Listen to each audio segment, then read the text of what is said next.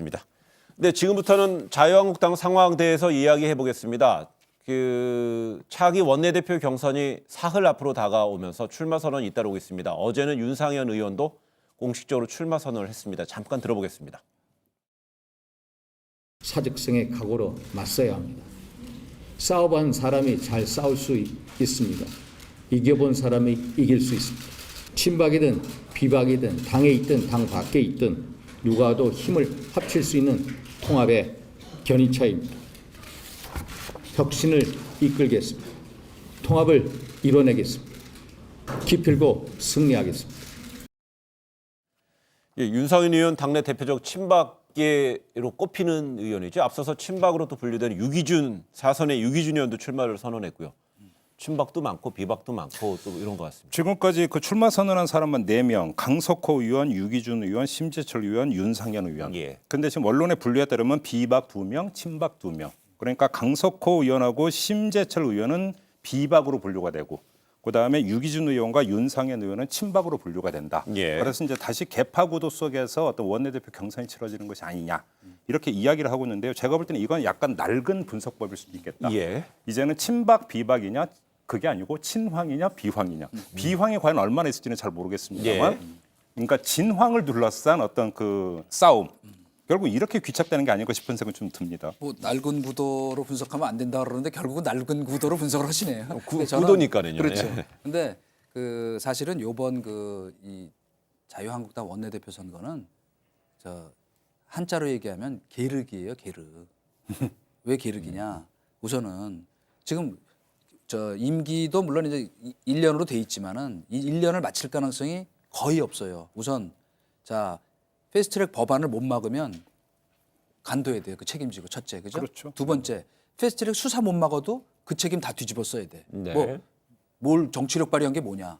그다음에 또 한 가지 더 큰 거는 뭐냐면 총선에 혹시 만약에 잘 안 되잖아요. 그 책임지고 또 간도해야 돼요. 그러니까 정말로 이 진정성을 갖고 제대로 한번 해봐야겠다는 사람이 등판하기가 쉽지 않은 상황이다라는 걸 먼저 말씀드리고 그다음에 간단히 이제 하나 더 보태면 원래 이 원내대표 선거는 아무도 모르는 의외성이 왜 많냐 하면 친소관계가 있죠. 친소관계가 굉장히 작용하거든요. 물론 그러니까 황 대표 영향력이 클 수밖에 없어요. 지금 당직자가 한 30여 명 되기 때문에. 그러나 거기에 또 하나가 뭐냐 하면 이런 국면에서 이루어지는 원내대표 선거는 다음에 선거에 누가 원내대표 돼야 나한테 유리할까. 그러니까 그림을 생각한다는 거예요. 제가 뜻밖의 국회의원들의 균형 감각이 작동할 가능성이 많기 때문에 지금 설왕설래하는 많은 것들이 전혀 뜻밖의 결과로 나올 가능성도 크다. 일단 그걸. 근데 그렇다면 좀 전에 말씀하셨던 지적했던 균형감이라는 것이 혹시 이제 친박 대 비박이 사실상 종국에는 친황 대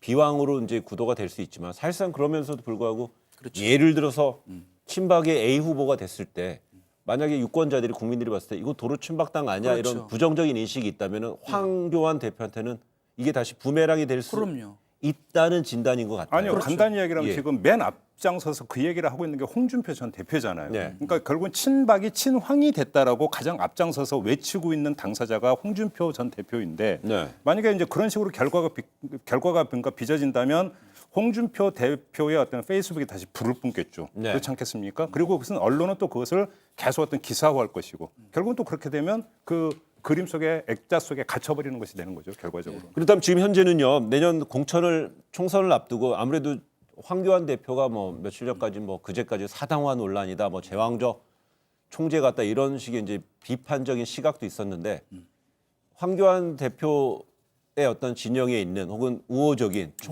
공천이 있으니까요. 그 의원 세력들이 만약에 그 친박 의원들을 지지할 확률 에 대한 것도 많은 거잖아요. 물론이죠. 그러니까 이제 비토할 수도 있고 지지할 수도 있고요. 이제 바로 제가 아까 얘기한 왜 이런 국면에서 이루어지는 원내대표 선거가 다음에 누가 되면 유리할까 하는 거 분석이 굉장히 중요하냐면 예를 들면 수도권 의원들 한번 생각해 보세요. 지금 사당화 논란 속에 친황 체제가 지금 강고한 상황인데 예를 들면 이번에 원내대표 선거도 이를테면 뭐 그러니까 황 대표가 뒤에서 밀었다더라 해서 만약 친황 쪽이 되면 외연 확장력이 떨어지고 비판론이 비등하면서 수도권 선거에서는 악영향할 수밖에 없거든요. 그러면 어떻게 되느냐? 예를 들어서 수도권 의원들은 자기가 친박 정서가 있더라도 아 이건 아니다. 네. 어차피 무기명 선거 투표니까. 그럴 때 말하자면 비박 후보 중에 그나마 말하자면 척을 덜 지고 있는 사람을 예. 찍게 돼 있는 거거든요. 그러니까 지난번에 나경원 대표 될 때도 상당히 그런 것들이 작동을 했어요. 예, 그 가능성도 배제하지 말고. 근데 지금 당장 나오고 있는 게 뭐냐면 그 친박으로 분류되는 2명의 후보를 두고 언론이 어떻게 보도를 하고 있냐면 뭐 황심이 자신에게 있다고 이야기하고 다닌다라고 지금 언론은 보도를 네. 하고 있고 더 구체적으로 윤상현 의원 같은 경우는 기자들이 물어봤다는 거 아닙니까? 그 교감이 있었느냐 황교안 대표하고 그랬더니 잘 소통하고 있다고 윤상현 후보가 대답을 했다더라라고 기사화를 하고 있다라는 거예요. 자 여기서 진위 여부는 논하지를 말고 이런 기소가 계속 쏟아지는데 만약에 근데 그 공교롭게도 경선 결과도 이런 거 이야기했던 사람 중에 한 사람이 만약에 된다면 어떻게 비춰질 것이냐? 네. 그거는 결국은 친황의 탄생, 결국은 위성 원내대표의 탄생.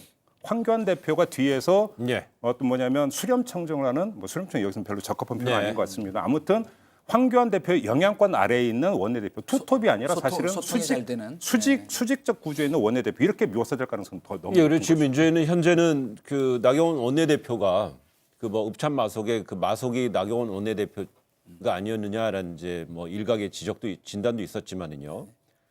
그러면서 이제 그 옆에서 이제 다시 볼 수 있는 것은 황교안 대표는 단식을 통해서 당 쇄신의 대상, 쇄신의 목소리를 상당 부분 이제 제압을 하지 않았습니까? 그런데 그 최근에 그 내년 총선 불출마를 선언한 당내 개혁적인 인물로 분류된 김영우 의원 같은 경우는요. 오늘 한 라디오 방송에 출연해서 황 대표한테 내년 총선 불출마를 요구했습니다. 이런 어떤 그 뭐 단식이 어느 정도 당 리더십을 강화하는 데 도움이 됐다 하지만 여전히 이런 식의 일각에서 황 대표한테 제대로 책임지려면 총선 불출마를 선언하시오라고 주장. 이게 또 다시 분출하는데 근데 좀 그거는- 동력이 있을까요? 예, 그거는 그 당 쇄신 요구에 포함된 것이기도 하지만은 예. 실제로 또 제가 알고 있는 저 범위 안에서는 그 황 대표 주변에서도 심각하게 검토하고 있는 카드인 것으로 알고 있어요. 그러니까 네. 그럴 가능성도 매우 높다고 보고 네. 그러니까 그거는 이제 당 전체를 살리려면 당신이 어떤 그 작은 욕심 부리지 마라 하는 뜻으로 이제 보이는데 지금 이제 그 이 황심 논란이 이제 곧 그 확산될 가능성이 많아요. 이제 그 맞아요. 투표하기 전에 이제 주말에 뭐 그리고 제 입장에서도 다 얘기하겠죠. 아니 제 입장에서도 제가 만약 지금 원내대표 저 후보 나갔으면 나 가까워하는 거를 어필하는 게 당연한 거죠. 그러나 제가 적어도 취재에서 들은 바로는 현재 황 대표는 그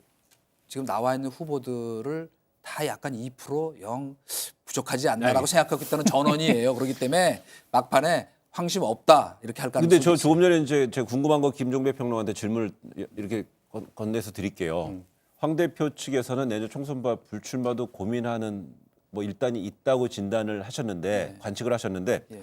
가뜩이나 나경원 원내대표랑 투톱으로 불릴 때 원내가 아니어서요. 가진 뭐 이런 불편함이 있었다는데 과연 또 그런 불편함을 감수하면서 내년 총선 불출마를 할까요? 바로 그 지점이죠. 첫째는 뭐냐면 그 나경원 원내대표 경쟁 구도에 있었다라고 하는 이야기가 종종 나왔는데 그 경쟁 구도가 어떻게 해서 나오냐면 원내가 아니라고 하는 게 한계 때문에 오히려 장애 집회를 주도를 하고 네. 남부지검도 나경원 원내대표가 먼저 선수를 쳐서 그러니까 출석을 하고 단식까지 갔던 것도 그거라는 어떤 이야기가 있는데 황교안 대표의 심리에 근제 이게 있다면 불출마 요구를 과연 받아들일까?